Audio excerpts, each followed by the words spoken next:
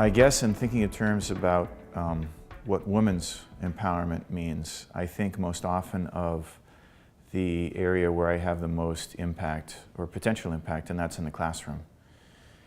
And I try very intentionally to think about ways in which the classroom dynamics either empower or disempower women, and how I can shape the classroom to make sure that it's an empowering experience for them and not a disempowering experience for them. It can be very difficult because the classes are often heavily tilted towards men at Champlain.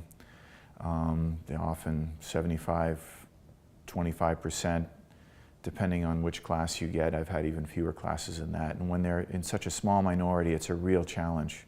I try to create a classroom atmosphere in which we can talk about anything, but always in a way that's respectful of everybody in the classroom. And that to me is what's really one of the really critical features.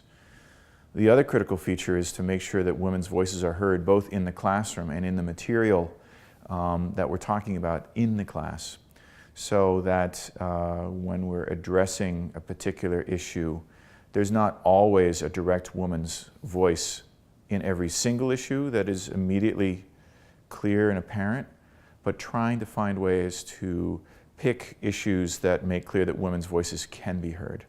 So in scientific revolutions, we look at the particular place of female scientists in the 19th century and the ways in which they had to negotiate a path in order to both practice science, to be accepted as a scientist and be accepted as a woman at the same time.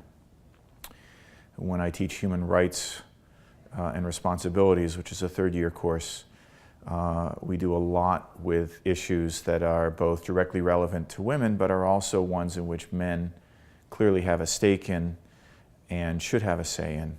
I guess so in the classroom, probably the single most important thing I can do is to create an atmosphere in which women are treated with respect, women are treated equally, that their voices are heard, both as students on par with all other students, but also as women.